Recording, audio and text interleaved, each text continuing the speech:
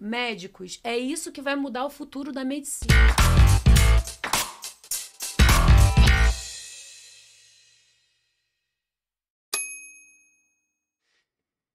Olá pessoal, tudo bem? Começando mais um DeusaCast para falar sobre a história da cannabis aqui no Brasil. A gente sabe que essa planta tem uma história milenar, espalhada aí por todos os cantos do mundo, mas hoje a gente vai focar em alguns pontos dessa história e da relação dessa planta com o povo brasileiro, sua ancestralidade e o seu momento presente também. E para isso eu tenho dois convidados muito especiais aqui com a gente na mesa do DeusaCast, Joyce Bernardo, dentista canábica que há 3 anos tem se dedicado ao estudo dessa planta. Muito obrigado pela tua presença aqui. Muito prazer, o prazer é meu. E esse conhecimento tem levado alívio para muitos pacientes ali no consultório. A gente vai falar sobre isso também. É um prazer ter você aqui, viu, Joyce? O prazer é meu, Leandro. Verdade. E para abordar um ponto de vista histórico dessa planta, a gente tem aqui com a gente também Luiz Fernando Petit, historiador formado na Unicamp, que há 15 anos estuda a cannabis, um dos fundadores do LIPSE e também é integrante da Marcha da Maconha. Muito obrigado por você estar aqui com a gente, viu, Luiz? Obrigado pelo convite e estamos aí para um bom debate aí. Durante a conversa, Luiz Fernando ou Petit, simplesmente? Petit é melhor. Petit, que é sobrenome, e muito legal também. Bom, gente, a gente tem muita coisa para conversar, é muito legal ter vocês aqui. Eu tenho certeza que vai ser um bate-papo muito legal para a gente levar conhecimento, então que você já possa deixar seu comentário, curta esse conteúdo e compartilhe com outras pessoas, porque a ideia desse episódio, reunir esse time aqui, a gente vai falar muita coisa importante. Primeiro, falar sobre como a cannabis ela chega no Brasil, como ela se torna um objeto de preconceito. Depois a gente vai mergulhar um pouco também na espiritualidade dessa planta que a Joyce vai comentar pra gente aqui, porque essa planta, né, Joyce, ela tem sim esse quê de espiritualidade, Espiritual, né, com essa certeza. ancestralidade. A gente pega os povos ancestrais, a gente vê a relação da planta com esse lado da espiritualidade, e depois também falar sobre cura, porque cannabis também cura, né? Então é um prazer mais uma vez ter vocês aqui. Vamos começar esse bate-papo então? Bora. Bom, lembrando que esse programa é um oferecimento do Congresso Brasileiro da Cannabis Medicinal, que já tem edição marcada em 2026, e da Medical Cannabis Fair. Não deixe de anotar na sua agenda que no dia 6 de novembro tem Cannabis Connection aqui em São Paulo. Então você pode acessar agora o Portal Sechá, que é o portal de notícias mais completo, com informação, atualização e correção sobre tudo aquilo que é falado sobre cannabis medicinal e industrial aqui no Brasil e no mundo. Então, para você ficar sempre muito bem informado, acesse o Portal Sechá, e lá no Portal Sechá você consegue ter acesso a todos esses produtos que a Sechá oferece para você. Congresso Brasileiro da Cannabis Medicinal, Medical Cannabis Fair e Cannabis Connection. Joyce, você esteve lá com a gente no congresso. Sim, e estive. na Medical Cannabis Fair. O que você achou? Eu achei incrível. Claro que assim, ampliou muito a minha visão em relação à questão da cannabis dentro do uso terapêutico no consultório. Né? Assim, eu tive com dentistas lá muito feras, inclusive 2 doutoras que vieram aqui, gravaram aqui no DeusaCast, falando sobre toda essa questão, né? De como que a gente atua dentro do consultório, faz ela ter resultado, a importância do acompanhamento, os estudos de caso que tiveram realmente comprovando que a cannabis ela tem um efeito muito bom dentro da odontologia no meio bucal. Então, para mim foi fantástico. Brilhante. Só uma Maravilhoso. introdução brilhante para você entender o quanto vai ser interessante esse programa. Então, pessoal, aperte o cinto aí, aproveite, pegue uma pipoquinha, alguma coisa. Se você estiver assistindo aí pelo celular, é muito fácil de compartilhar. Se você estiver em casa, assistindo na sua Smart TV, pega a pipoca, senta no sofá. Se estiver no computador, coloca seu fone de ouvido. E durante o trabalho também você pode ir escutando esse bate-papo e produzindo também, que é muito importante. Pessoal, Petit, eu vou começar com você aqui, meu querido. Bora. Vamos lá, explica pra gente então, como que a cannabis ela chega no Brasil. Então, isso é um debate que ele ainda é meio polêmico, assim. A gente não tem dados suficientes, né, para comprovar exatamente como que a maconha chega no Brasil. Mas a gente tem algumas pistas, né? A gente tem, primeiramente, uma ideia que ela é bastante difundida no meio acadêmico na ideia popular, de que a maconha tenha chegado através dos povos africanos que foram escravizados e que trouxeram uma bonequinha de pano de tanga com milhares de sementes junto de si.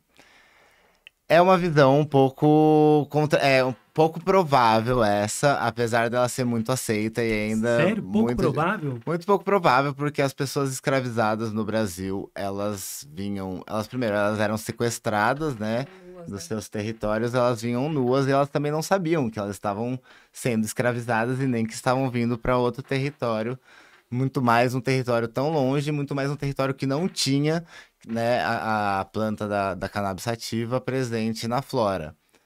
Então, por mais que se tenha criado, até pelos primeiros registros que a gente tem de médicos brancos no começo do século XX, uma tentativa de associar a chegada da maconha no Brasil, a gente ainda assim não consegue comprovar que seja por isso. A gente tem algumas pistas. A primeira pista é de que viajantes ali, marinheiros que passavam em vários lugares do mundo, eles passavam na Ásia, na África e trouxeram as primeiras sementes. As mulheres também traziam nas tranças, né? Exato. Um pouquinho depois. E é muito... E é curioso que, assim, o jeito como se fuma no Brasil, ele tá muito mais ligado a um jeito asiático, historicamente falando, do que propriamente africano, que é no bong, né? Hoje a gente entende como bong, mas é aquele... Cachimbo? É o cachimbo com água, que daí a fumaça passa pela água e aí você traga ela, em tese, filtrando toxinas. Então, e que isso é asiático e não africano. Outra pista que a gente tem é de que a coroa portuguesa ela criou um empreendimento que foi a Real Feitoria de Linho Cânhamo. Então, ela trouxe muita semente para o Brasil para plantar cânhamo, basicamente. Cânhamo, para quem não sabe, é a fibra da maconha, que ela é muito utilizada na indústria, né? Principalmente na indústria naval. Portugal tinha um grande interesse, então fazia corda, caravelas eram de fazia as cânhamo, né? caravelas, exatamente. E futuramente no Brasil, depois serviu para o mercado de café com sacas de café. A maioria das sacas de café eram de cânhamo. Por conta da resistência do tecido. Exatamente, isso, enfim. E então, assim, as pistas são de que a maconha tenha chegado no Brasil de fato ou pela coroa ou por esses primeiros, talvez a ideia de se fumar tenha vindo com esses marinheiros, mas a grande parte das sementes mesmo vieram através da coroa portuguesa, que foi primeiro no sul, mas teve empreendimentos desse Real Feitoria de Linho Cânhamo no norte, no sudeste e no sul. Só que assim, o fato é que a maconha no Brasil ela foi consumida majoritariamente pelos povos africanos escravizados e seus descendentes. Eu posso fazer uma pergunta? Pode, claro. Você comentou isso, que o jeito de fumar maconha no Brasil se assemelha muito à questão do estilo asiático, correto? Aí tem aquela história do Estreito de Bering, que muitos povos, né, nativos vieram para a América pelo Estreito, e tem uma semelhança muito grande, né? Talvez assim da população indígena ter tido contato com os asiáticos que chegaram ao Brasil pelo Estreito e tal. A população indígena brasileira, antes dessa vinda dos escravos para o Brasil, eles não tiveram nenhum tipo de contato com a planta? Ou a gente pode suscitar aqui no meio dessa história toda, os asiáticos vieram para cá, tiveram contato com a população indígena, aí talvez tivesse disseminado a planta aqui, e por isso desse momento que a gente tem do estilo de se fumar cannabis ser um pouco mais semelhante. Se eu estiver falando alguma coisa errada, você pode me na corrigir verdade também. Mas é mais refletindo em cima da sua informação. Não, é uma ideia que, assim, eu não vou negar, porque realmente a gente não tem registro Mas a gente tem a galera da botânica que vem pro Brasil fazer descrição do Novo Mundo, né? E eles fazem descrições minuciosas, assim, não tem nenhum registro deles que já existia cannabis sativa no Brasil, nesse período da chegada dos europeus aqui, né? Enfim, então a gente não tem nada que traga essa hipótese de que possa ter chegado antes. A gente trata com a hipótese de realmente que a maconha é exógena, eu acho que é a palavra certa, ao território brasileiro, à América. Não existia maconha. Ou seja, antes de 1500 não existia cannabis no Brasil. É. A gente pode talvez então cravar isso, não existia. Assim, cravar não dá. Porque a gente trabalha com questões que, assim, é isso. A gente pode ser que apareça algum documento que prove o contrário do que eu tô falando. Até hoje, o que a gente sabe é que não. Que a maconha chega no Brasil junto com os europeus. E justamente essa é a hipótese que hoje eu entendo como a mais lógica. De que a maconha ela chega no Brasil através desses marinheiros e principalmente através dos empreendimentos da coroa portuguesa no cânhamo. E ela acabou, de certa forma, ficando um pouco associada aos indígenas, né? O Sim, famoso depois da troca, cachimbo da paz, tal. Sim. Não. Tipo assim, assim, a ideia que acaba passando, né, de que a relação originária da planta aqui no Brasil é com a população indígena. E, na verdade, não é, né? Na Não, verdade, é. Sincretizada, né? Junto com os negros ali. Ela- De uso espiritual, que a gente vai falar. Então, até tem, assim, tem registros, tem tribos, mas, assim, ainda assim é uma minoria. De fato, quem fazia o uso... tem uma história, também tem, isso, a gente tem relatos, por exemplo, do Mas Gilberto... conte, Petit, pra gente, quer ouvir as suas histórias. A Conte as suas gente- histórias. A gente tem relatos do Gilberto Freire, mas ele não tem nenhuma fonte que comprove o que ele tá falando, mas dá para acreditar nisso. Por exemplo, no Nordeste, nas capitanias lá, naqueles latifúndios de plantação de cana, diz o Gilberto Freire que por cima você conseguia ver manchas verde escuro e manchas verde claras no meio da plantação de cana. As manchas verde escuro seriam plantações de tabaco, que era um vício elegante da época, e as manchas claras eram plantação de maconha, porque quando a cana ela tem um tempo, eu posso estar falando uma besteira aqui sobre o ciclo da cana, mas eu imagino que ela tem um tempo que o escravizado ficava ocioso. E nesse tempo que ele ficava ocioso, para os senhores de escravo, era muito melhor que ele fizesse o uso da maconha, porque, entre mil aspas, amansava aquela pessoa que poderia se revoltar contra ele. Então, existe essa ideia, não tem nada que comprove, mas, assim, também é uma pista, porque, assim, não dá para acreditar também que o Gilberto Freire, que é um baita antropólogo, ele tenha tirado essa informação absolutamente do nada. A questão é que ele não está mais vivo, a gente não pode mais perguntar para ele. Mas, enfim, O Darcy Ribeiro fala alguma coisa disso? não, Não? é ele mesmo. Basicamente, mas isso é fato, assim, basicamente, a gente pega até nas palavras, eu acho até importante isso, porque eu falo muitas vezes maconha, eu falo cannabis sativa só quando eu vou falar realmente na questão científica da introdução dela no Brasil, enfim. Porque maconha é uma palavra africana, além da maconha existia diamba, liamba, fumo d'Angola, pito de pango. Churudumã, tantos São nomes. tantas palavras que são de origem africana que inclusive foi usado por esses primeiros médicos que tentavam demonizar a maconha, provando que ela vinha da África porque os nomes são africanos e não que porque o maconha- uso. Ela tem uma origem ubuntu africana, né? Que significa...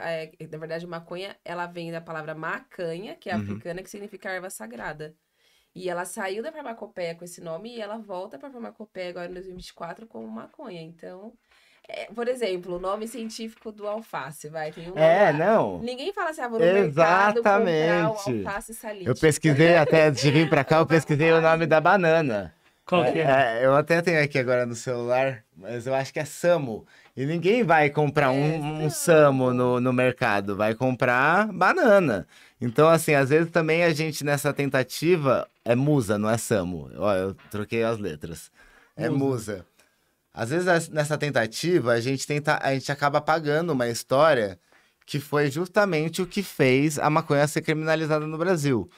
Se fosse branco que usasse, nunca foi sobre saúde. Se fosse branco que usasse, como usava o tabaco, o álcool, a maconha nunca teria sido criminalizada no Brasil.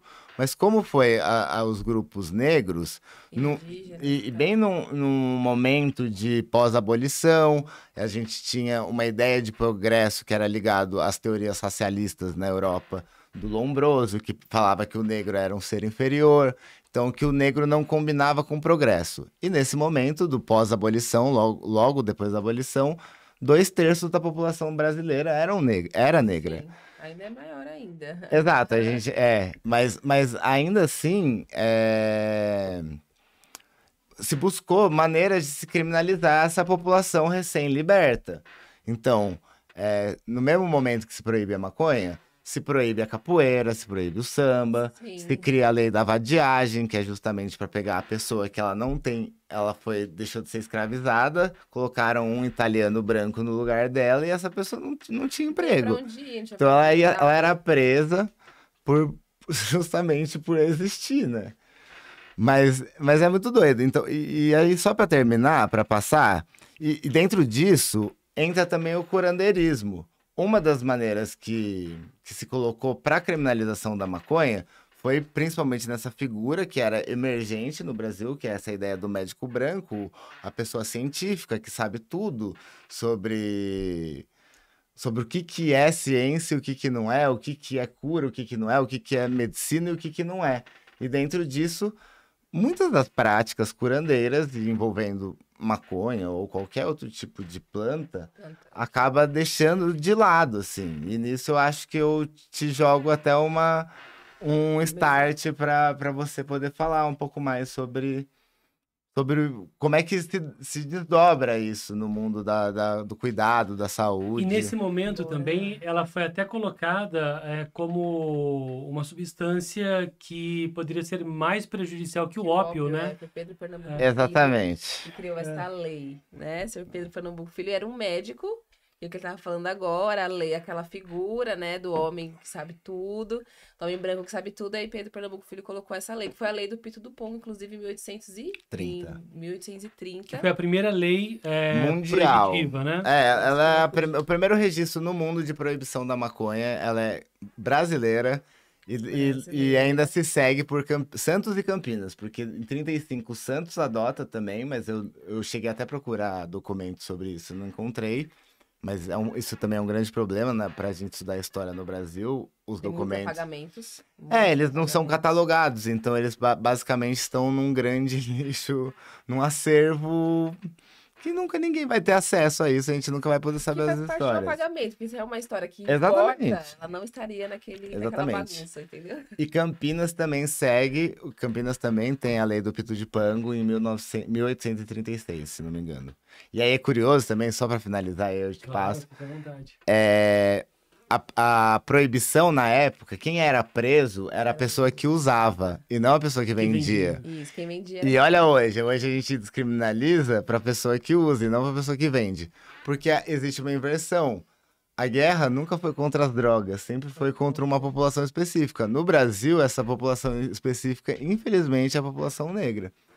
E aí hoje se busca se prende muitas jovens periféricos, a maioria negra, e antes se prendia as pessoas libertas que eram usuárias. Mas se você for observar, não mudou, né? Não mudou. Quem continua traficando e oferecendo continua não sendo preso, né? Aquela história que a gente fala, a gente vira de costa, mas sabe o que está acontecendo. Uhum. E sim, a população menos, enfim... o grande traficante, ele não é preso, o varejista é preso. E o varejista, normalmente, aquele que está na ponta, é o mais frágil nessa relação. E, normalmente, ele é a pessoa periférica, pobre. E, pela história do Brasil, ela acaba majoritariamente sendo negra, infelizmente. E do ponto de vista histórico, até pela sua linha de estudo, Petit, em que momento que a gente pode cravar que, de fato, a maconha ela virou um objeto de preconceito na história do Brasil. Porque isso resvala também, aí a Joyce pode comentar para a gente na sequência, a dificuldade de você, como uma odontóloga canábica, de, em algum momento, oferecer e dar segurança, né? Não do tratamento, mas no seu discurso, quando você vai apresentar a Sim. proposta a um paciente, dar a ele a segurança que, de fato, ele vai conseguir ter benefícios medicinais, porque uma coisa está muito ligada à outra, né? Porque por mais que a gente fale dessa questão do preconceito, da questão da discriminação, do preconceito Da que existe no Brasil, criminalização mesmo. isso, do preconceito que existe no Brasil. Isso também na área médica, na área da saúde, esse preconceito que surge, que você vai descrever para a gente um momento, surge também e ele resvala na área médica também, quando Sim. você vai falar sobre o benefício terapêutico da planta, né? Sim, ó, dentro das consultas que eu faço, a primeira pergunta que as pessoas fazem é: eu vou poder andar com o meu óleo ou com a minha maconha, ou com a minha flor, sem acontecer nada comigo? Sem eu ser presa? Ela, muitas vezes, ela já até sabe que vai ter um benefício medicinal, mas a maior preocupação dela é: e se eu for parada pela polícia? E se acontecer alguma coisa comigo? E se eu for pegar um avião? Né? Então, daí eu tenho que também entrar nessa parte sobre a questão da lei, que ela sim vai estar com uma medicação e com uma receita, que é um remédio, que ela não vai ser, assim, descriminalizada ou presa por conta daquilo, porque eu entendo que a importância desse bate-papo até aqui é muito profundo, porque o que falta é a informação sobre o que não vai acontecer com a pessoa após ela ter acesso a essa medicação. Ela não vai até essa medicação, mesmo sabendo que pode, que ela com certeza vai ter benefícios medicinais, é de fato o medo de acontecer alguma coisa a ela em relação à lei. Né? Então, por exemplo, tá, doutora, mas eu posso usar flor também?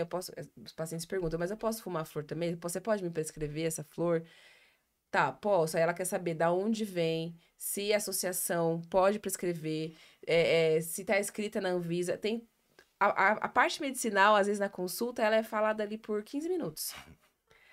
Todo o restante da consulta, a gente fala sobre leis, doideira, preconceito, quebra de mentalidade mesmo, até aquela pessoa entender que tá tudo bem com ela. Que ela pode, por exemplo, esses dias eu recebi um áudio de um paciente aqui no celular falando assim: doutor, ó, você mandou a receita pra mim e tal, e eu vou fazer o toxicológico agora para renovar a minha carteira de habilitação.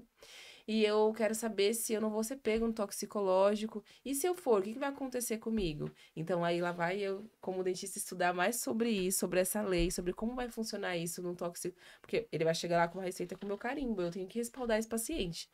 Né? Tem que explicar para ele que sim, você pode ir e até 0,5% que for encontrado, você não tem problema, não vai ser considerado doping. E se for considerado doping, você tem a receita, que você está fazendo um tratamento com a maconha, com cannabis medicinal.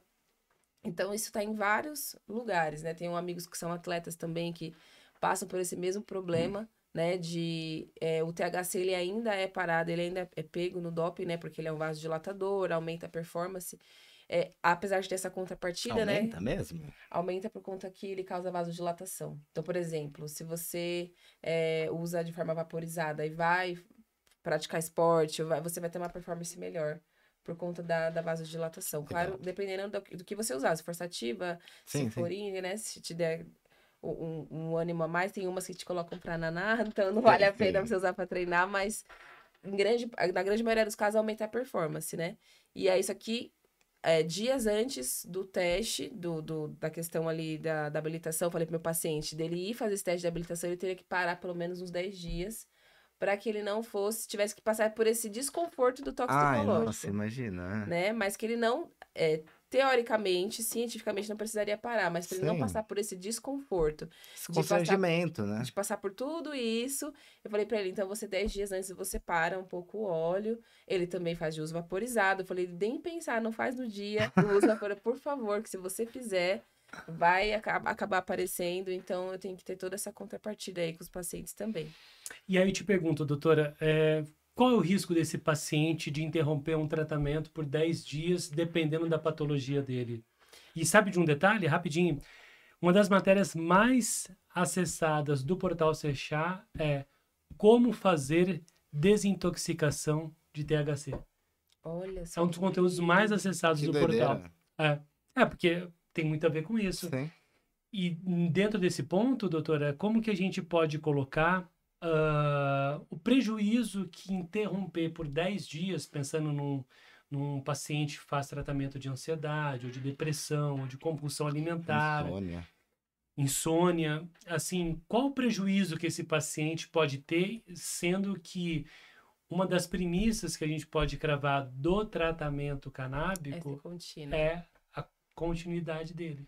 Bom, prejuízo ele vai ter com certeza, principalmente vai ser impactado no sono. É a primeira coisa que eles falam, não tô conseguindo dormir. Então, o que a gente faz nesse caso? Eu, Joyce, reduzo a dose. E, de fato, sim, quando ele tá faltando ali uns 5 dias, pelo menos, para o exame, a gente vai reduzindo até realmente remover. Porque, assim, ele não vai passar por esse teste semanalmente. Ele não é uma coisa que ele vai fazer toda semana, todo mês. Ele vai renovar a habilitação e isso se renova a cada 5 anos, praticamente. Então, a gente vai ali fazendo um acompanhamento mais de perto com esse paciente, peço para mandar mensagens, saber como é que está. Caso eu precise colocar lá no prontuário dele para que ele apresente no momento do exame, que ele precisou voltar a tomar a medicação, por isso que constou. Mas não tive até hoje nenhum paciente que teve um retorno negativo em relação a isso. Assim, na questão, não da desintoxicação, mas sim de ser pego num doping ou num toxicológico por conta do óleo de canabidiol. Até mesmo porque a primeira metabolização do óleo é pelo fígado, né? Então, assim, se ele tomar esse óleo aí até ele for fazer esse exame, dependendo de 48 horas, 24 horas, que já metabolizou pelo fígado, já secretou, já virou fezes, já virou urina, é só 0,5% que é igual aquela do bafômetro do álcool, né? Tem ali uma porcentagem que quando você sopra é considerado ilegal.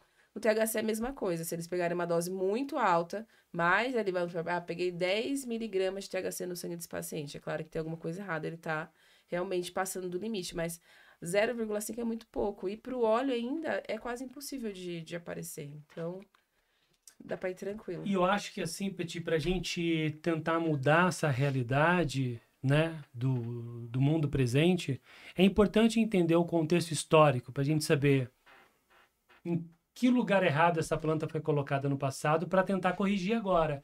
E do ponto de vista histórico, Petit, como que você pode dizer para nós em que momento, de fato, a planta ela se torna um objeto de preconceito e como que você refuta essa ideia, esse lugar que a planta foi colocada, de que não deveria ser assim? Como que você refuta essa ideia do preconceito em relação à planta?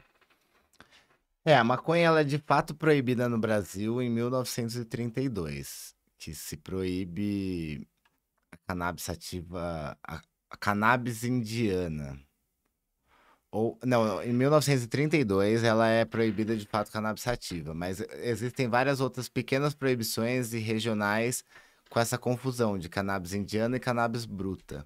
A cannabis indiana é a que chapa, a bruta é que você faz tecido. Basicamente era isso. Que seria o cânhamo e a sativa exatamente. Que a gente falaria hoje. Exatamente. Mas isso nem... As duas são sativas, né? A questão seria só o método de plantar, né? Porque o cânhamo você planta elas... Tudo é cannabis sativa, uma, né? uma do ladinho da outra. Em tese, todas podem chapar e todas podem fazer tecido.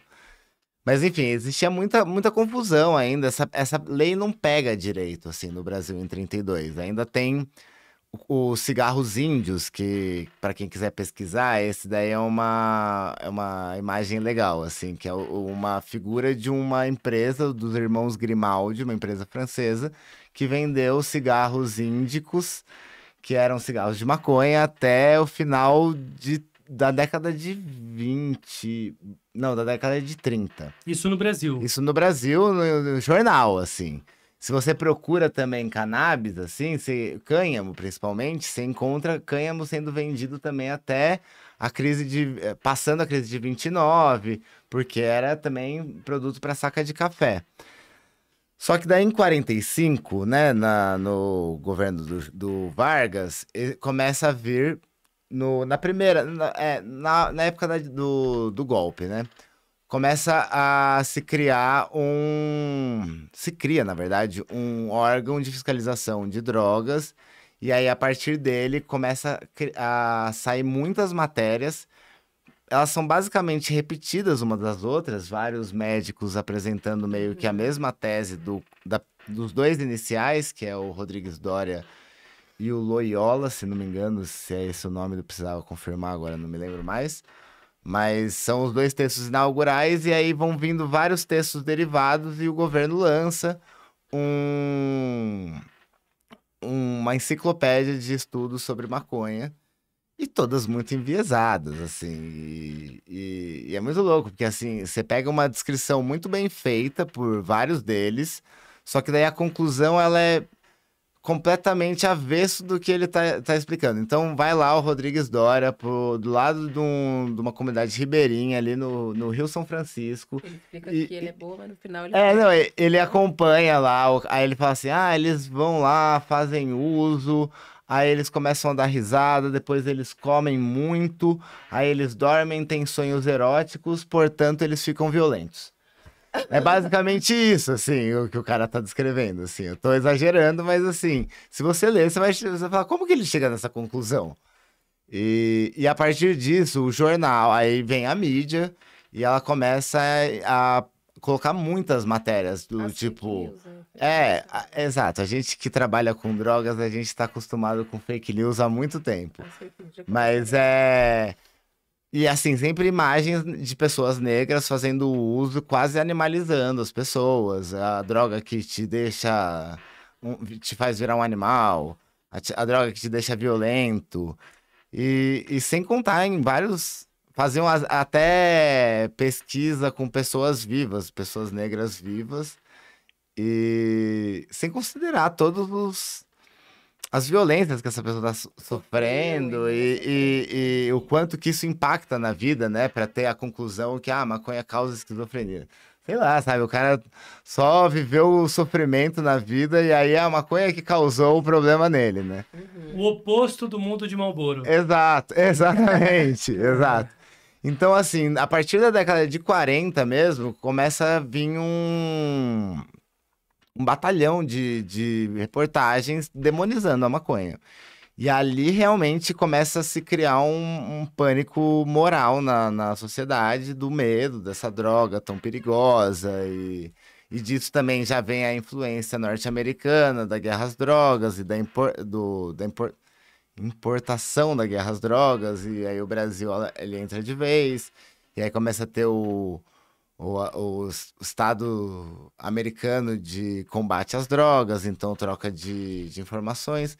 Enfim, dali para frente se cria ainda muito ligado à figura das pessoas negras. Depois, na ditadura, isso aí já muda, né? Porque daí vem o movimento hippie, então tem tudo... Aí é o jovem branco subversivo. E os jovens negros ainda. Só que daí começa a transformar, né? O problema não é a pessoa que usa, é a pessoa que vende. E chega em 2006 com a tentativa de uma nova lei de drogas que fosse, em tese, melhorar, só que, na verdade, ela piorou, né? Porque daí deixava na mão do policial decidir quem que é traficante e quem que é usuário. E numa sociedade que existe racismo estrutural, a gente vai entender sempre o traficante como aquela pessoa negra. E aí vem Então, encarceramento em massa. Exato, começa vem toda essa um problemática, genocídio né? da juventude e é isso, a gente chega nesse patamar onde a gente está hoje, que está se descriminalizando, mas ainda não se pensa, pelo menos no Brasil, eu não vejo nenhuma iniciativa que pense num tipo de reparação, porque se a gente for pensar uma legalização hoje sem reparar, a gente vai estar legalizando o privilégio como a gente sempre fez na história da maconha no Brasil. Porque quando é branco que vende, aí é multinha. Quando é branco que usa... Aí passa 30 dias lá na nova reportagem lá desses cais, que eu ainda não sei muito bem como é que é, mas enfim. Aí quando É um programa que está sendo elaborado ainda, vai ser definido lá em setembro só, mas é isso, né? A pessoa que for pega com até 40 gramas de maconha ou 6 plantas fêmeas, ela vai ter que comparecer dentro do período de 30 dias. Exato. Nos CAIs, né, que é o Centro de Apoio Psicossocial, alguma coisa assim.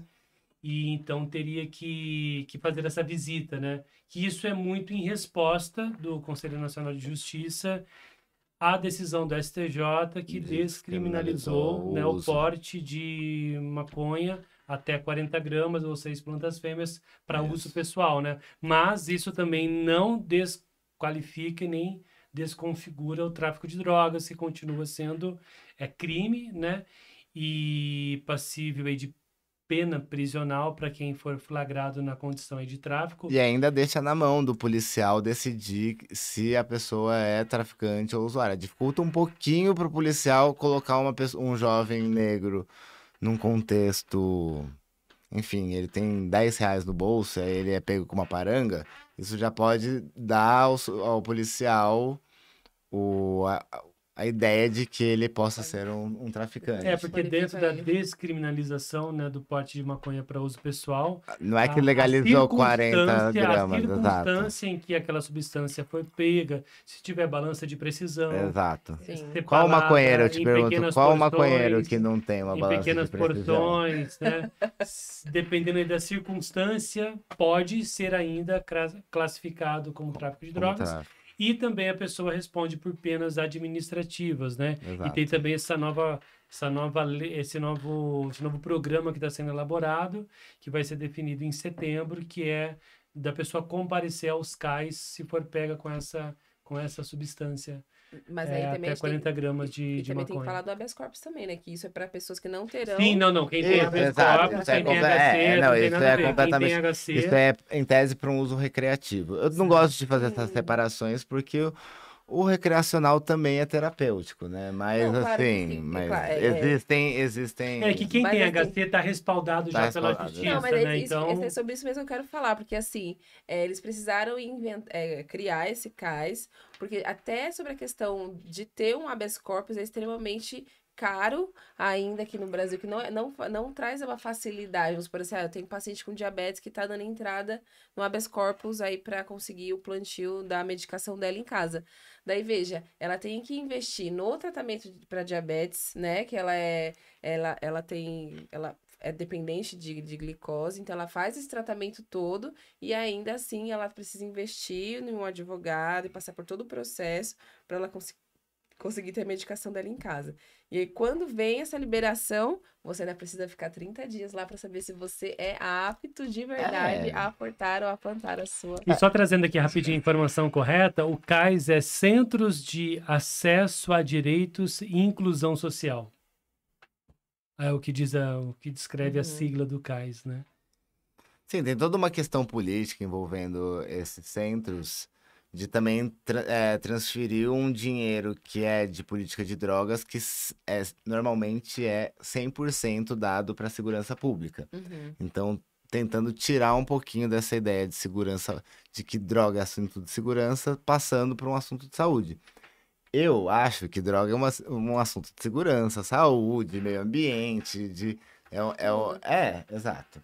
Mas, enfim, ainda assim, é importante de que tire um pouco também dinheiro das Forças Armadas, que no fim elas causam mais mal do que o uso, principalmente da maconha, né? E você, Joyce, o que você tem a dizer sobre isso? Olha, na verdade, sobre reduzir, você fala assim, reduzir a questão de benefícios para as Forças Armadas em questão, você está falando da questão da guerra ao tráfego mesmo. Isso, do dinheiro que seria investido na repressão, né, no combate na guerra às drogas, ele ser transferido parcialmente, pelo menos, para a área da saúde. Essa é a ideia dos centros. Pelo menos ou aí para inicialmente. educação, né? Porque se a gente também já começa com programas de educação em escolas... Não, com certeza. Isso não é falado em escolas, isso não é passado, pincelado. Por exemplo, eu quando eu estudei, eu fiz aquele... Não sei se vocês lembram, era um programa que tinha na escola aqui. Do Leãozinho, né? Um policial na Proerd? escola. Proerd. E lá era ensinado que tudo era droga, inclusive, né? Falava da maconha e tudo mais. Sim. Porém, a gente já sabe que isso vem mudando e que, assim, na minha opinião... Eu mesma, tendo um filho de 6 anos, eu acho que deveria, sim, já começar a ter educação Porque isso é uma formação de mentalidade. Se eu já cresço entendendo que aquilo não é uma droga, que é o que é uma semente, que você põe na terra, que você rega com água, que cresce, você já tem esse entendimento que aquilo ali não é uma droga. Quando vem toda essa história depois, né? Porque assim, você vai sair ali do período escolar e vai dar de frente com todo esse impacto da sociedade, né? A guerra às drogas, o tráfico de droga, que maconha é droga, se não é droga, enfim. Quando você chegar nessa fase, que normalmente ali é pré-adolescência, adolescência, que é onde normalmente dá uma desandada, se a base ali, né, estrutural, educacional não tá bem feita na cabeça daquele adolescente, você já entende que, assim, não tem aquele pânico ali, já começa a meio que formar uma nova geração já estruturada, entendendo que você não precisa tratar aquela planta ou aquela medicação como um bicho de 7 cabeças, entende? Assim mesmo que eu tô dizendo? Sim. Então, já começar na escola essa educação, para que quando forem falar sobre política, sobre forças armadas e tal, a ideia, a mentalidade ser outra, né? Entende? Por exemplo, meu pai e minha mãe, eles vieram de uma educação que isso era droga. Sim, Eu atendo uma também. paciente de 88 anos, que ela conheceu como Liamba, né, no tempo dela, e ela falava, eu conheci a maconha inicialmente, minha mãe dando chá pra gente pra curar dor de cólica. Nós tínhamos cólica menstrual e a nossa mãe ia lá no quintal e pegava e fazia um chá pra gente, era tipo um hortelã. E daí ela lembra da imagem, ela tem 88 anos hoje, ela lembra da imagem de quando veio a proibição, que no bairro dela eles estavam entrando, identificando os quintais que tinham a planta e eles estavam colocando fogo. Que legal. Quer dizer, Entendeu? legal a memória, né? É o pânico, né? Então, se ela Sim. lembra dessa cena e tudo mais, mas por exemplo, na cabeça dela, ela até ali, aquele período ali de criança, ela não via como droga, entende? Ela Sim. conheceu que, assim, a minha mãe planta aqui no quintal de casa. Então, não que todo mundo vai plantar em casa, mas eu acho que dentro das escolas já poderia vir essas informações, esses informativos de como isso pode ser benéfico para a saúde, usada na idade correta também, porque não se fala muito sobre isso, é meio que E a proibição, desenfreado. ela só auxilia. Um traficante, ele não vai chegar e te pedir o RG pra Fazer te uma vender. anamnese aqui, só um minutinho, aí eu te vendo. Vou te Não. pedir o RG pra vender. Não, verdade, né? Na verdade, a maconha, ela foi feita, a cannabis, ela foi feita pra gente mais velha. Não pra uma criança, um Como qualquer adolescente. psicoativo, existe a idade certa para se fazer um Sim. uso mais seguro e tudo isso. E quando a gente proíbe, é aquilo que eu falo, a gente vira de costas e não tem nenhuma regulamentação. Na prática, a maconha não é proibida. E é isso, uma criança de 5 anos pode ir lá comprar, se ela tiver capacidade tiver, sei lá, 5, 10 reais para comprar paranga. O cara vai vender, porque ele quer lucrar e não tem ninguém para fiscalizar isso. E eu acho importante a gente colocar nesse debate aqui, porque assim, a ideia não é dizer que todas as pessoas devem sair utilizando substâncias. Implantando, nenhum, Não é isso, né? Mas eu acho que talvez entender, que nem a Joyce comentou, a informação de que é uma planta, que você coloca a semente na terra, você rega, ela cresce e produz seus frutos, as suas flores e traz seus benefícios. Só que eu fui aprender sobre esses benefícios da planta bem depois de velho, né? Até porque essa informação, ela não é colocada. E eu acho que seria muito interessante também a gente talvez em algum momento, talvez até tenha algum tipo de estudo, eu não tenho esse conhecimento, de analisar o comportamento que cada substância causa no indivíduo. Por exemplo, qual que é o comportamento de quem utiliza bebida alcoólica? Qual que é o comportamento de quem utiliza cocaína? Qual que é o comportamento de quem utiliza o crack? Qual o comportamento de quem utiliza aguardente, a pinga, a cachaça, né?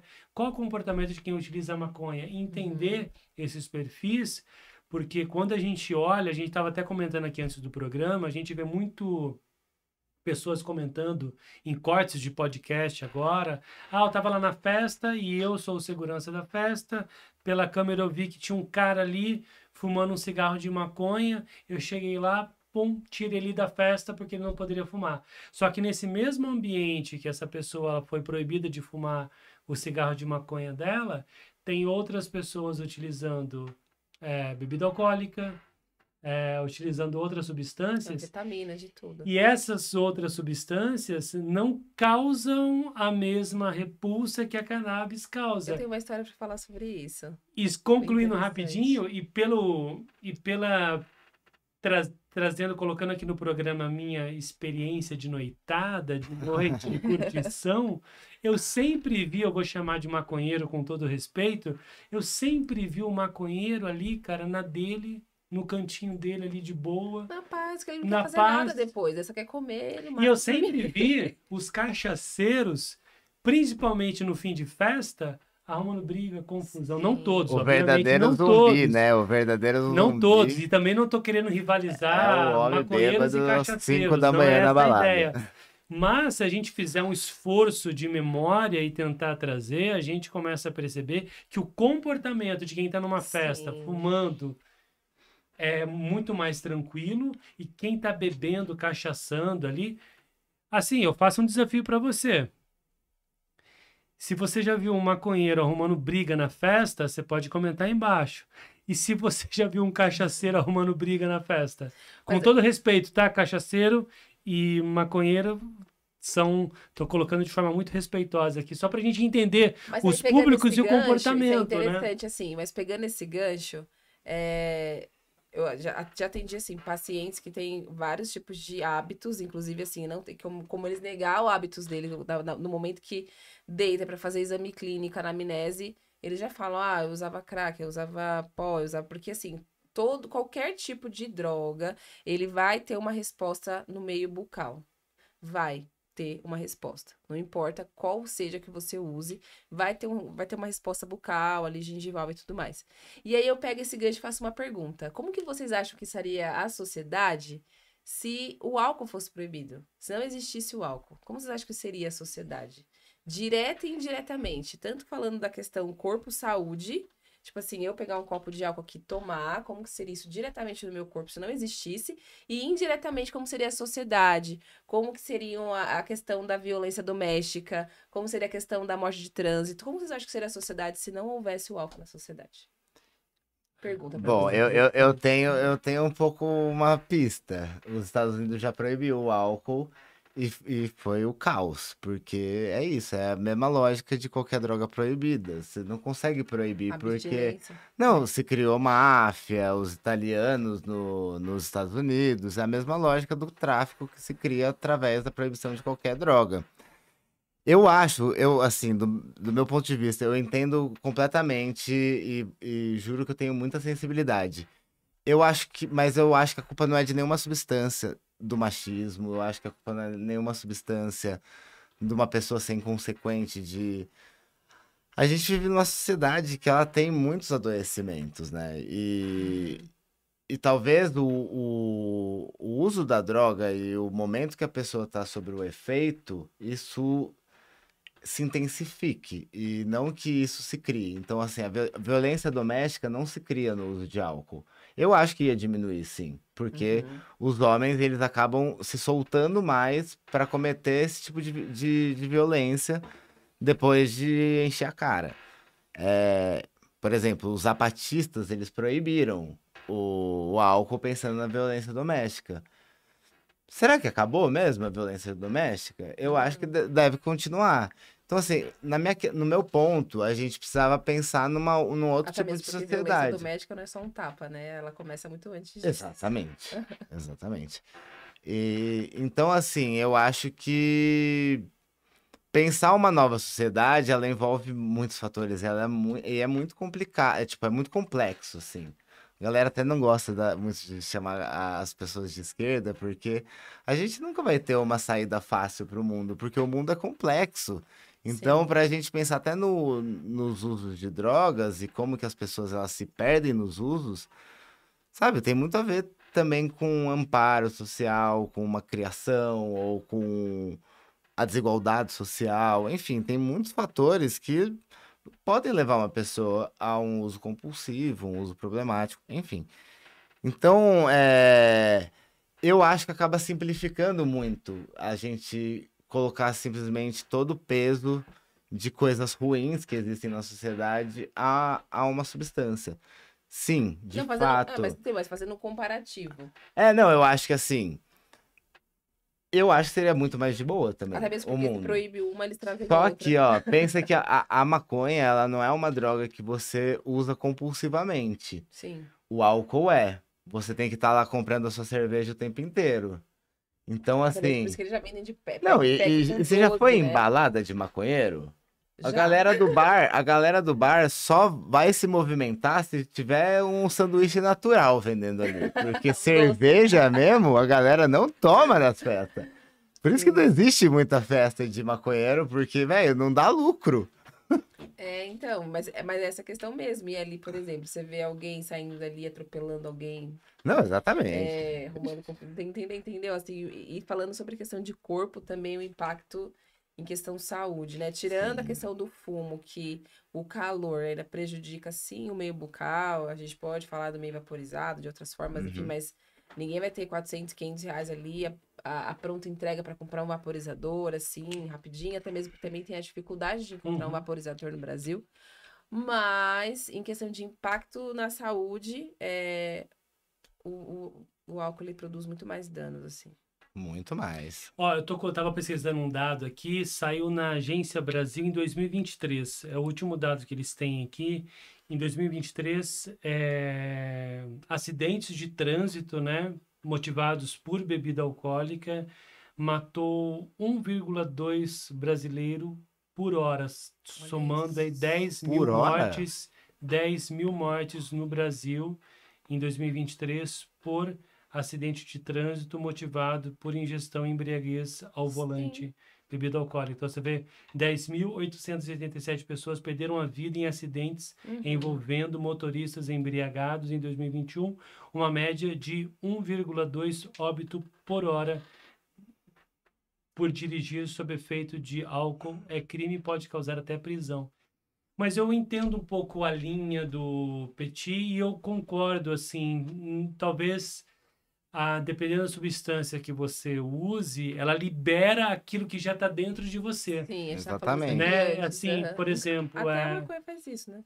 eu não entendo uma Libera pessoa antes. que é uma pessoa tranquila, ela toma bebida alcoólica, ela bebe uma bebida alcoólica e ela vai se transformar num monstro. Ela já tem um monstro, talvez, que daí você Engaiolado pode saber ali. mais do que eu. Tenho a liberação do filtro do córtex pré-frontal, Sim. que você, né, que a substância psicoativa, ela faz essas alterações e vai liberando as janelas do Aí córtex. mexe no límbico, que é das emoções, Das vai mexer também emoções. naquele que você, da defesa, né, enfim, e aí, o que acontece? Você Quando também vai, que se coloca para fora, né? quando vai no límbico, que é o das emoções, ele só vai aumentar aquilo que já tá ali. Então, se você, por exemplo, está normalmente acontece sempre que em festas de família, né? Tá naquela festa de família que você tem aquele tio, aquele primo que você tá Odeio. amando e você quer falar as verdades pra ele. Aí, o que você faz o quê? Vou lá tomar uma Enche a coragem. cara, exato. Aí vai lá, toma coragem, chega no tio e, ó, a festa fica ótima, entendeu?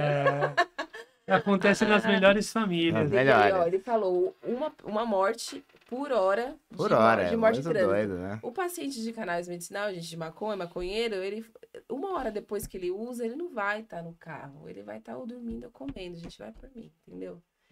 Tipo, uma Mas hora- algum portal Sechá tem matérias também falando que principalmente nos Estados Unidos já tem exame já de quem estiver dirigindo sob efeito de bebida alcoólica, de cannabis, e tem estudos também que dizem que dirigir sob o efeito da cannabis pode causar alguns prejuízos na cognição, então Sim.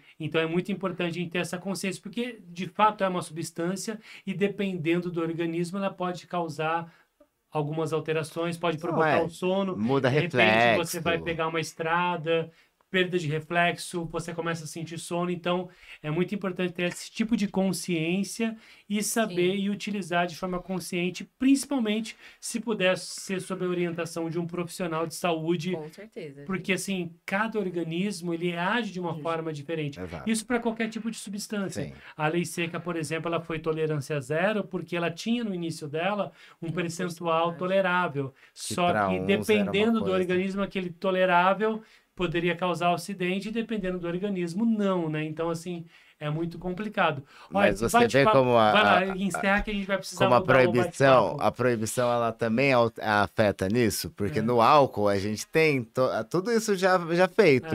A gente vai esperar legalizar a maconha para daí criar uma lei de trânsito, algum equipamento que vai ler o quanto de maconha você tá no corpo para saber se você está apto ou não para dirigir. Não era muito mais fácil já estar com isso legalizado, com essa lei, e aí se Regulamentados, padrões, Exato. você utilizou, Porque aí você não pode depende da dirigir, responsabilidade individual. Você tem uma lei que vai que vai te ser- responsabilizar. se você Exato, causar e vai ser prejuízo uma lei social. pensando no coletivo e não no Por individual. enquanto tem só lá no toxicológico, na renovação, né? Agora E no sabe-se lá como é que é, trânsito, é na urina, né? Ó, pessoal, só pra gente fechar esse bloco aqui, pra gente avançar, então, rapidinho vocês dois, então por que que a cannabis não deveria estar nesse lugar de preconceito que ela tem hoje no Brasil? Como que você defende a ideia de que a maconha foi colocada num lugar errado e que ela não merece estar nessa prateleira, por quê? Bom, na prática, a maconha nunca foi proibida por uma questão de saúde, e sim por quem usava. Então, não faz o menor sentido ela ser proibida. Ainda mais comparado com os prejuízos que as drogas legais, né, as drogas psicoativas legais causam e nunca foram proibidas. E você, Joyce? Bom, eu acho que eu concordo sim, que nunca foi sobre a questão. Eles já sabiam todos os benefícios da planta, sempre souberam, desde quando ela chegou, por isso que já chegou aqui em forma de cânhamo, né? Porque já sabiam o quanto ela era poderosa. E sim, de fato, acho que é uma guerra política, uma guerra de poder, não é mais sobre saúde, e ela não deveria ser proibida, porque ela vai reduzir muitos danos, não só para o corpo, mas para o meio ambiente, porque ela também trata o solo, né? Ela trata a água. Então, é por isso que ela não tem que estar na prateleira da proibição. E é complicado também a gente pensar nessa questão da proibição, porque a partir do momento que você dá o HC para o Petit poder utilizar a maconha dele, você gera uma jurisprudência. Então, por que, se ele pode com o HC, né? Porque isso é jurisprudência. Se foi liberado a ele, por que as outras pessoas também não podem utilizar? E daí a gente vive esse momento da judicialização da cannabis no Brasil, tanto para a saúde, tanto para quem quer fazer a sua utilização terapêutica da forma que ele possa utilizar a flor, né? Mas eu vejo que no Brasil, assim, apesar de todos esses impasses históricos, eu vejo que a gente está caminhando para essa evolução. 30 de setembro agora, o governo federal tem que apresentar um plano de regulamentação do cultivo de cannabis no Brasil para fins industriais e medicinais, né, para fins farmacêuticos, para produção de medicamento. Então, eu já vejo que é um avanço, né? E a Sim, partir do entrar na momento que você farmácia. regulamenta o cultivo do plantio de cannabis no Brasil para fins medicinais, eu acho que é um ponto de partida para a gente começar a normalizar o plantio dessa planta que já foi plantada no Brasil, né? Já foi cultivada aqui no Sempre. Brasil, mas e depois de uns 80 anos aí mais ou menos, você pode me corrigir, que ela foi retirada, né? A sua cultura foi retirada do agro brasileiro. Então, a gente está vivendo esse momento histórico desse retorno da cannabis. Ó, tava muito legal esse bate-papo, mas a gente precisa avançar um pouquinho aqui. Eu pedi pro Gabriel colocar pra gente essa cena icônica, porque eu quero entrar na parte espiritual da cannabis, da ancestralidade. E essa é uma cena da Glória Maria, que ela participou de um ritual espiritual de ganja na Jamaica. É isso que você ia comentar pra gente, Petit, sobre um modo africano de utilizar a cannabis, que é com isso que seria o bong, ou é um pouco diferente? Não tem a água aí, né? O bong teria água. Mas você vê que é um coco, né? Me parece que é um coco, Sim. um bambu. Eu nunca estudei como é que foi a história da maconha na Jamaica. Mas eu imagino que tenha passado também por muitos processos, né? Querendo ou não, a gente não fuma só mais no bong hoje em dia, né? Enfim. Carinha Aí dela. ela- É maravilhoso. Aí ela- É maravilhoso. Mas eu acho que isso ajudou muito a desmistificar, né? Muito, Essa com questão da certeza. planta, de você trazer Sim, tudo isso. Com certeza. E aí eu queria entrar agora com vocês na parte espiritual, Joyce. Que é maravilhoso. Conta pra gente um pouquinho dessa espiritualidade da cannabis. Bom, a cannabis ela começa a ser utilizada, veio, né? Vamos voltar lá na história de novo. Veio pro Brasil, através aí a gente não sabe direito se foi pelos escravizados, se foi pelos portugueses, mas ela veio. E aí, desse sincretismo entre as culturas africanas e a cultura espiritual indígena, começam os rituais com a planta, né? Eles começam a entender que a planta sendo usada de uma maneira, por exemplo, na Jamaica, né? Os Rastafaris usam a planta de maneira silenciosa, eles dão um toque entre as mãos, né? Eles falam uma palavra, enfim, eles vão saudar Jah, que é o deus deles, eles saudam Jah, e eles usam isso em roda e em silêncio. E é nesse silêncio que eles fazem a meditação, né? Internalizam a planta e eles relatam que conseguem ter aí visões e conexões espirituais, vou dizer paranormais. Paranormais, né? Aquilo que se acreditar naquilo que você não vê, é paranormal, várias aspas no meio. Mas eles conseguem ter essa conexão. E assim ela foi usada. Ela começou sendo usada lá atrás, já na Índia, né? Eles começam ali, no começo ali do rio Ganges, tem Shiva, né? O rio Ganges, ele nasce da cabeça de Shiva e é onde ele tá usando a planta que é a maconha, que é a cannabis medicinal. Aí ele sopra essa planta sobre a cidade e aí começa. É uma história, né? Assim, que eles sopram o vapor da planta sobre a cidade e eles começam a descobrir todos os conhecimentos, os Vedas, o Yoga, o Ayurveda, começa a surgir através dessa respiração que as pessoas começaram a respirar a questão da planta e ter essa abertura dos conhecimentos. Por exemplo, tem gente que faz uso da planta vaporizada e fala, nossa, tem muitos insights quando eu uso. De fato, ela abre, sim, a criatividade, né? Então, ali a gente também fica entre esse meio termo, né? O que, de fato, é criatividade, o que é insight espiritual. A questão da espiritualidade ela é muito particular para cada um. Mas, voltando um pouquinho aqui para a história do Brasil, daí chega na parte da mão, né, da cultura africana, que é onde eles usam muito a planta, aí também está relacionado com a proibição, porque eles usavam a planta para fazer esses rituais históricos de canto, de dança, também para conseguir dormir, eles faziam maceração da planta para colocar nas feridas, e eles não conseguiam entender como que aquele povo que sofria tanto, porque era muito sofrimento, né? Você ser chicoteado, ficar sem comer, sofrer tortura. Como que aquelas pessoas conseguiam ainda assim cantar, dançar, e eles começaram a entender o poder que a planta trazia. Aí ali mais ou menos em 1464 é encontrado ali o primeiro registro de cura com a planta. Eles entendem ali que foi a primeira... conseguem ver que, de fato, teve a cura de uma doença através da maconha. Então, eles começam a cantar e ritualizar para a planta, entendeu? Colocar a planta, de fato, como uma deusa e ritualizar para essa planta. Cantar para essa planta, endeusar a planta, tratar ela como uma planta espiritual. Daí vem um pouquinho ali, por exemplo, em rituais de Jurema, que também é uma tradição africana, eles também usam a planta, só que as mulheres que usam em roda, e elas usam também passando de forma silenciosa, né? Uma para as outras, de forma fumada, mesmo em bong, enfim. Passam e elas cantam inários, cantam músicas, e essas músicas elas começam a trazer essa elevação espiritual e esse contato aí com seres de outras dimensões e tudo mais. Tem uma história de uma tribo na África que eles tinham cabeça de golfinho. Tem um livro xamânico que traz essa história, que essa tribo tinha cabeça de golfinho e esse pessoal que conseguia se transformar nesse corpo encantado traziam informações extraterrestres, né? E numa dessas informações que eles trazem, tem o desenho, não sei se eu lembro o nome daqueles desenhos que eram feitos na pedra. Hierógrafo, é isso? Rupestre, isso. Tem o registro lá de uma folhona, que eles conseguem desenhar, mostrando ali a geometria sagrada da folha já e tudo que aquela folha representava. Isso em qual população? Era uma tribo africana que eles tinham essa mudança de corpo, né? É como se fossem seres encantados. Então, eles transformavam metade homem, metade golfinho, e eles conseguiam ter essa conexão extraterrestre, trazendo informações, conhecimentos, né? De como, por exemplo...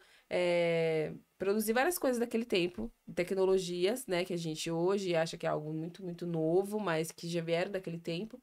E aí tem lá o desenho da pintura rupestre, que é uma folha de cannabis, a folha de maconha, e lá eles já conseguiram ter esse conhecimento que aquela planta já seria uma planta de cura e uma planta para conhecimento espiritual. E eu nem sei de quem eu tô falando, tá? Você me ajuda aí, historiador, por favor? Não, Mas a história é muito curiosa. Isso mostra o poder anti-inflamatório analgésico da Sim. planta, porque quando você comenta e traz esse relato muito emblemático dos escravos após a violência que eles sofreram, as feridas, as marcas, né, a dor que ele Sim. sentia ali, era superada com o tratamento tratamento. terapêutico da planta. Né? Com várias outras plantas também, né, que eles maceravam, mas com a maconha tava junto, né, usando ali as folhas, porque nem todo mundo sabia o que era fruto, na verdade, né, até entenderem, de fato, que aquela planta dava um fruto, e que aquele fruto que trazia os benefícios psicodélicos e tudo mais, demorou um pouquinho, né, assim, na verdade as pessoas entendiam que era o galho e a folha. Mas ali eles já sabiam que aquele galho, aquela folha de forma macerada com outras ervas daquele tempo já traziam essa cura para esse povo. Tanto que a farinha de cânhamo ela é extremamente nutritivo, né? Sim. A farinha. Ainda acho que não é legalizado no Brasil para Não. comércio, mas ela é extremamente nutritiva e também era usada para nutrição daquelas pessoas daquele tempo que mal tinham que comer também. A semente de cânhamo é muito utilizada na culinária japonesa. A semente. A semente A de cânhamo. semente, é. Ela é Tem extremamente um nutritiva. vídeo no YouTube, isso aí, sugestão pra galera, que é da cidade de Cruzeta, no Rio Grande do Norte. E aí você falou da sua avó, até me lembrou muito. E agora você falou, eu lembrei de novo, eu achei que eu tinha que recomendar. É uma cidade que viveu até o meio do século passado, né? Até 1960, 70, talvez até 1990, não sei que data que é, mas que a cidade inteira ainda plantava maconha. E como Liamba. E aí entrevistam dois senhores, uma senhora e um senhorzinho. A senhora ela fala: é um chá muito bom pra dor. E você tá com soluço, é só dar uma cheiradinha aqui na folha que o soluço passa na hora. E realmente, pra mim, o soluço, toda vez que eu faço uso de maconha, o soluço passa na hora, assim, pra mim. E aí o velhinho, ele falou que ele já tinha tomado 2 chazinhos e ia tomar mais 3, que é pra renovar. Ele ainda bate na cara. É um vídeo fofo, assim, gente, e engraçado até, né?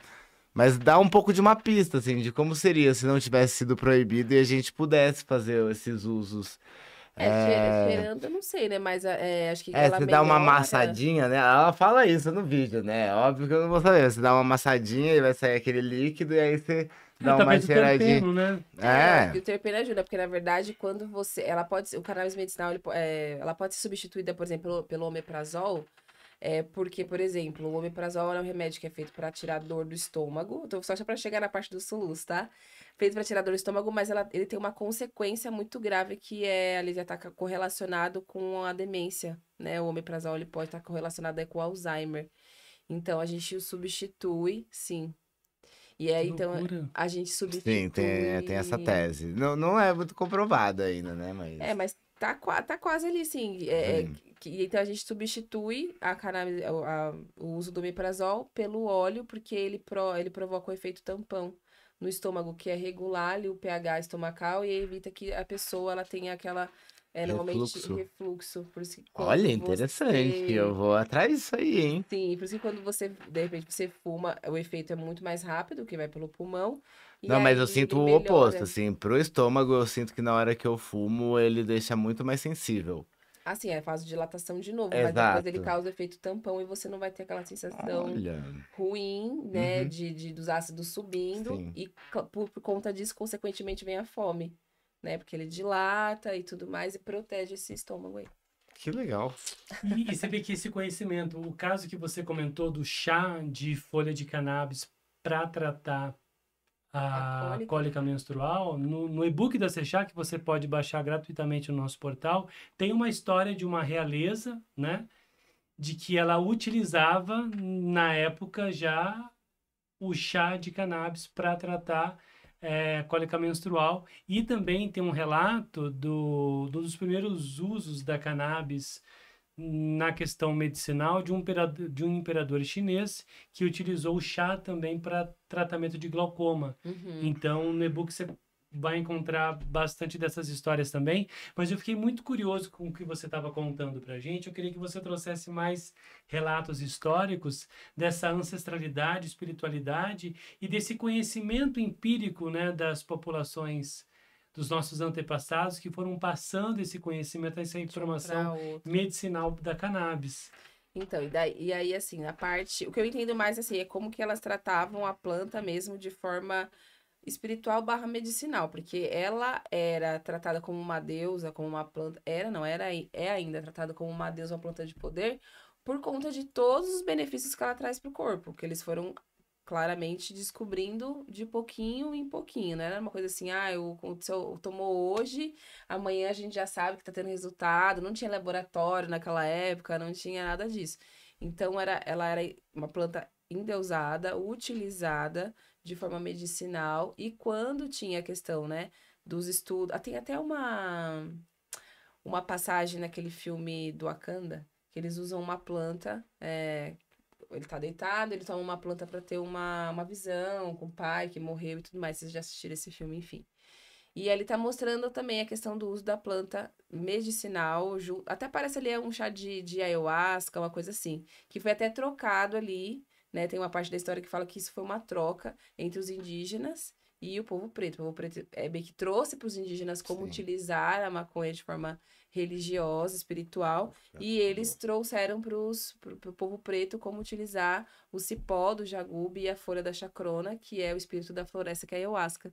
E dali surgiram várias e várias cerimônias incríveis, porque a ayahuasca também é uma planta enteógena, era um chá, é ainda um chá, né, que é feito, e a cannabis utilizada de forma fumada dentro desses rituais, né, assim, até mesmo para trazer a questão da ancestralidade com os povos, as pessoas que já tinham falecido, já tinham morrido, a visão que eles tinham através de como eles iam conseguir a liberdade, de como eles iam conseguir construir os próximos vilarejos, povos, tudo isso vinha através dessas visões, né, então, junto com tudo isso, né, todo esse sincretismo todo, o povo branco via esse benefício, né, deles se beneficiando, crescendo, porque o que eles não queriam é que esse povo tivesse poder. E a planta, ela traz esse poder, querendo ou não, né, de abrir a mente, trabalha ali um pouco da glândula pineal, Isso é muito interessante da glândula pineal, né? Sim. Que é um portal que se abre, né? Ela foi reduzindo com o passar do tempo, né, assim, nós já fomos povos mais, digamos, evoluídos, e quando a gente caiu aqui na 3D, essa glândula foi se reduzindo até ela ficar hoje do tamanho do... O que é 3D? 3D é essa terceira dimensão aqui, física, que a gente vive hoje, né? Tipo assim, que teoricamente nós já vivemos em outras dimensões, de forma até mais agradável, e agora nós estamos na terceira dimensão. E o que a planta traz, tanto a ayahuasca quanto a maconha, é essa sendo usada de forma espiritual. Tem até a parte tipo, de meditações que você faz com a planta, né? Você utiliza a planta e faz meditações, mantras. Na Índia é utilizado, eu sou formada em Hatha Yoga, então quase todas as cerimônias hinduístas que existem, a cannabis ela tá presente.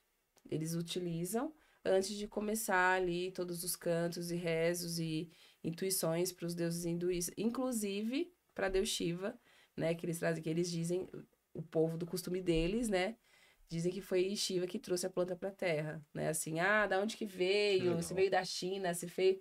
Para eles acreditam que foi Shiva que trouxe, e ponto, assim. Daí, eu perdi agora a parte que eu tava. Estou complementando, mas é legal, ó, por exemplo, ali a deusa Sechá, a deusa Sichet, né, do Egito, que ela já tinha ali na sua coroa a planta. Então, assim, o deus Akesh é por conta da deusa Sichet, né, que inspira também o nome da Sechá, que é uma deusa egípcia, que tem também, que era deusa guardiã das bibliotecas, né?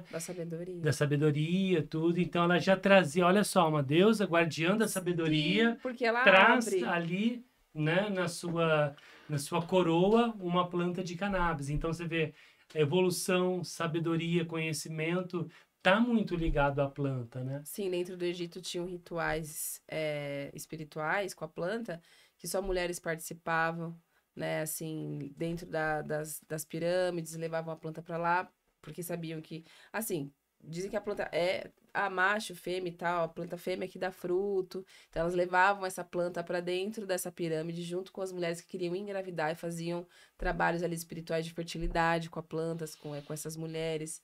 E já veio assim mesmo, o desenho que tá no livro é bem esse desenho mesmo que veio, né, na pintura rupestre, assim, uma pintura bem ali, bem básica. É uma escultura, né?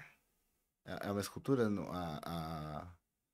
É, registro. exato, é. Eu acho que não é nem uma pintura, é uma escultura mesmo. Isso, É. bem ali básica. Uma pedra e tal. talhada, Uma né? pedra talhada. Uma isso. pedra E eles talhada. recebem essa informação de que aquela planta ali que vai vir para trazer a cura para muitas doenças e muitas desorganizações do corpo na Terra.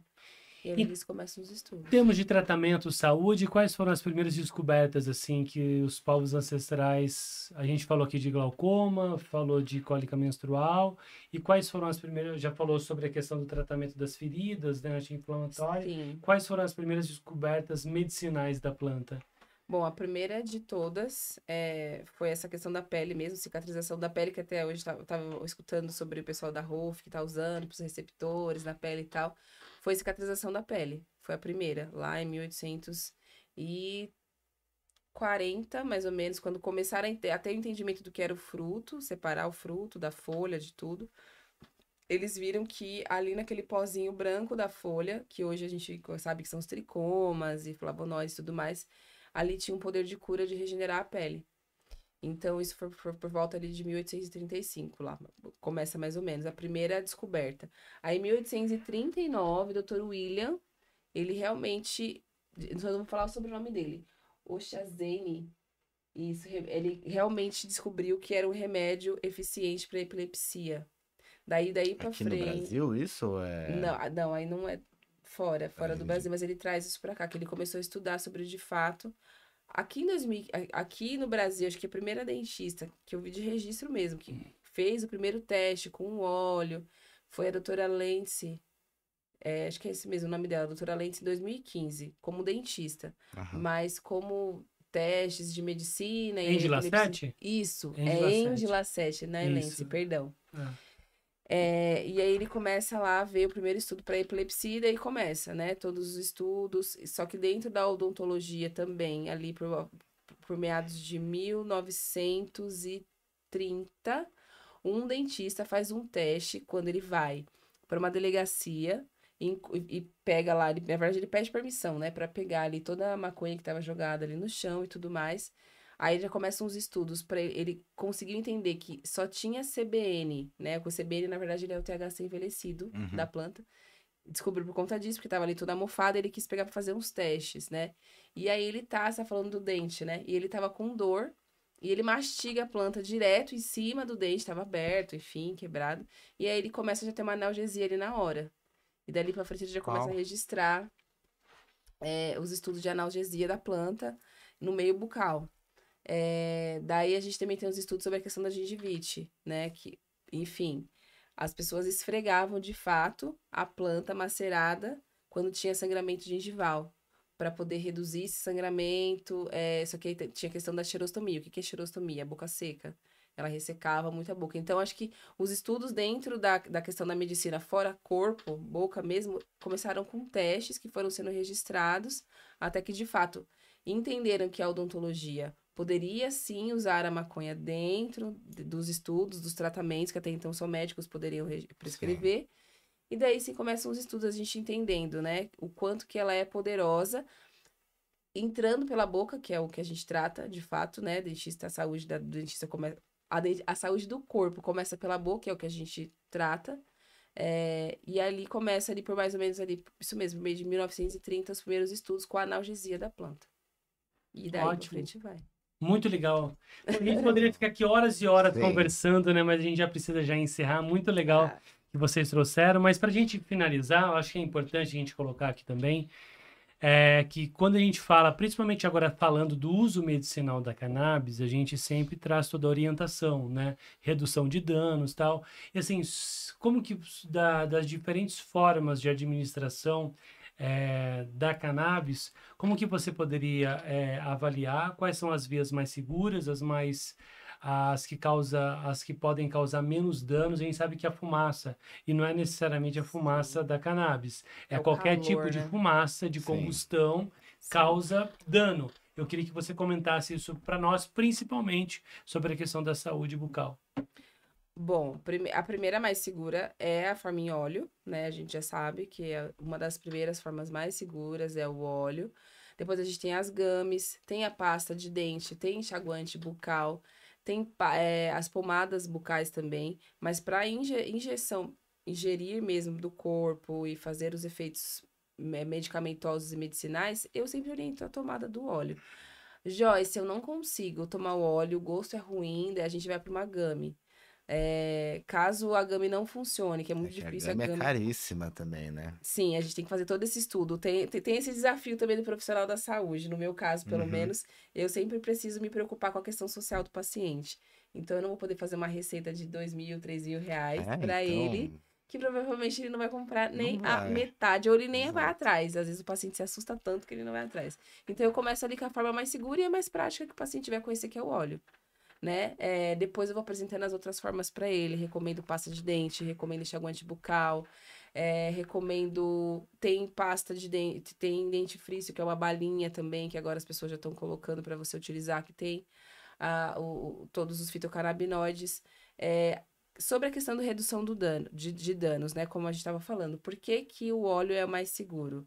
Metaboliza pelo fígado, não tem fumaça e também não tem a questão ali de você, como é que eu vou dizer, tá prejudicando a questão também dos neurônios. Por quê? O que causa a apoptose dos neurônios, a morte dos neurônios, não é também a maconha, a cannabis em si.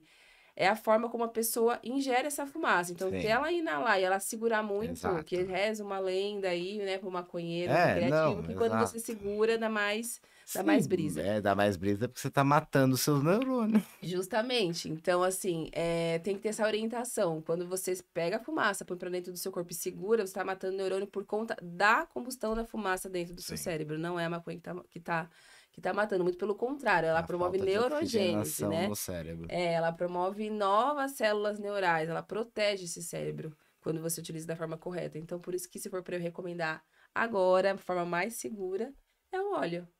Tome o óleo e se for usar de forma recreativa ou fumada, tem que ter ali a diferença entre dose e desculpa, a diferença entre antídoto e veneno é a dose, né? Então, saber ter a orientação correta de como que eu vou usar, inalar essa fumaça para dentro do meu corpo. E a fumaça, o que ela pode causar de prejuízo para a saúde bucal?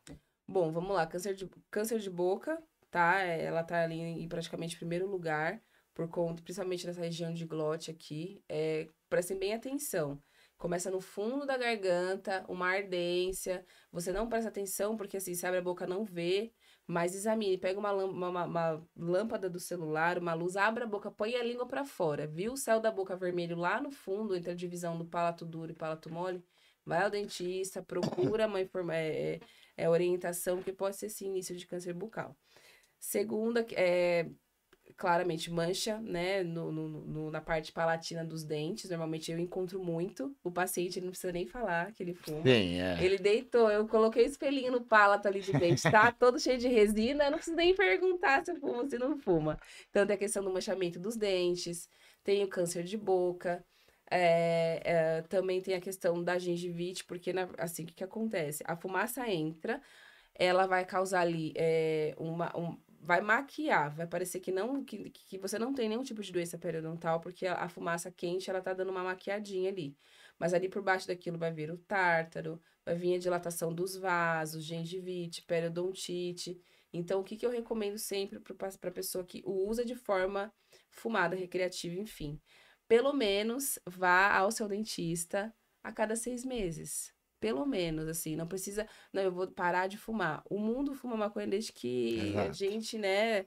É uma grande sonho nosso dizer que não, agora todo mundo vai parar de fumar, só vai tomar óleo e nunca mais vai colocar fumaça no pulmão. É mentira, isso não vai acontecer.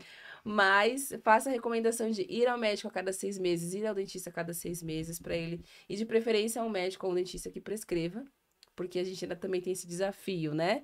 Que nem todo profissional da saúde quer prescrever ou abre a porta para um outro colega prescrever. Às vezes até e pro tudo mais. conhecimento, né? Ele tá tão fechado que ele não sabe nada sobre. E aí também no que Sim. adianta, né? Apesar que eu acho que hoje em dia falar que não sabe nada Ai, não tem, viu? existe Conheço mais. uns Será? A médicos. Joyce tá falando, eu tô pegando os pontos de anamnese e tô olhando pros dentes aqui, olhando pros dentes. Pois é, assim, Ah. gente, usa, vai no dentista a cada 6 Não, meses. e a piteira? Eu assim. queria te perguntar da piteira também. Qual a importância da piteira? Que tem gente que fuma até hoje maconha sem piteira, inclusive. Sim, ela reduz dano, sim. Inclusive, por exemplo, esses dias um paciente me mostrou uma piteirinha que ele usava. Gente, também, deixar aqui, tá, o recado pra vocês. Olhar pra onde aqui, pra dar o recado. Aqui, ó. Higienizem as suas piteiras, pelo amor de Deus. Pelo amor de Deus. Porque chega os pacientes Eu com uma nem piteira uso que eu essas de falo, vidro "Joga porque eu não fora." sei nem limpar esse negócio. Reduz danos, porque, por exemplo, toda aquela resina que você vê grudada na piteira, teoricamente vai para os seus dentes, né? Sim, Teoricamente ela verdade. entra aí pra boca e fica ali paradinha ali, Olha, é verdade. grudada em toda aquela região. Então, assim, de fato, a piteira reduz dano, sim. Aí tem várias coisas correlacionadas, né? Qualidade, o que você tá fumando, qual Sim. planta que é flor, não é flor, é prensado, enfim. Mas a piteira reduz dano, sim. E se fosse, né, o melhor dos mundos, seria a gente poder, quem sabe um dia eu viva isso, assim, meu paciente chegar no meu consultório e poder entregar um vaporizador pra ele de amostra Sim. grátis, sabe? Igual o médico entrega o colírio. É que o vaporizador não tem a fumaça, então ainda assim fica difícil, eu acho. Muda o gosto um pouco. Eu não sei, eu não tive facilidade com o vaporizador, não. E tem paciente que fala assim, doutora, eu não queria parar de fumar porque pra mim é um ritual. É, tem Eu todo um paro lance, ali e exato. tal, mas assim, eu já tive pacientes de fumar 10 baseados por dia e que conseguiu reduzir a ansiedade, hoje fuma 2, 3, isso é reduzir muito dano, né? É, 10 isso é pra redução de 3 danos também, é com muita certeza. redução. É. Maravilha, ótimo bate-papo, pessoal. Tem um presentinho. O Gabriel mandou chamar. Pode dar de presente, meu diretor? Aí, ó, olha só. O Smush Go amendoim, Red Berries e esse daqui. Ou dois, qual que vocês querem? Tem um de amendoim e 2 Red Berries. Qual que Quero vocês Red querem? Eu quero Raspberry também. Então vamos lá. Esse daí aqui é Smush, patrocinadora do Deus da Cash, Smush Nola, granola de coco, Smush Nola, granola keto. Isso aqui eu não conheço, Biel. Você conhece o doutor keto? É o tipo de cogumelo, Gabriel? Não é o que é o keto? Cogumelo com cogumelo Lions Mane, mix de amêndoas, sementes, coco, nozes, avelã e cogumelo Lions Mane. Talvez seja só o nome mesmo, keto não queira dizer nada específico. Então acesse aí Smush, tem também a linha de pastas para você saborear, Smush Nuts, pasta de cacau e avelã com cogumelo Lions Mane, sem glúten e sem conservantes também. E essa aqui é a pasta de amendoim para você colocar na sua torrada, para você aproveitar no seu café da manhã. Uma vez eu fui numa feira de produtos naturais e uma moça me apresentou uma pasta de amendoim. E logo que eu terminei de experimentar, ela pegou e falou assim, e aí, uma delícia, né? Eu falei assim, olha, delícia, gostoso é Nutella. Isso aqui pode ser saudável. É mais gostoso, não é? Mas tinha um gostinho legal aqui, não é doce, aquele doce, mas é muito gostoso, muito saudável. E esse daqui é o Powder Shot, que é fontes de fibra, fontes de zinco e selênio, e também rico em vitamina E antioxidante, que auxilia na proteção dos danos causados pelos radicais livres. Smush tem também a linha de cafés. Vocês tomaram cafés Smush, né? Logo na entrada você chegou a tomar? Eu não tomo café. Não toma café? Você tomou, doutora? Eu tomei, gostei. Legal. Então, ó, para você saber mais, Smush Expresso tá aqui, ó. Smush, e também vou falar aqui de novo aqui toda a linha, ó. Smush Nola, Smush Drops. Uma vez eu vim aqui fazer o programa, tava com uma dor de garganta, tava ruim demais, toda hora tossindo. Eu fiz o uso ao vivo, né, Gabriel?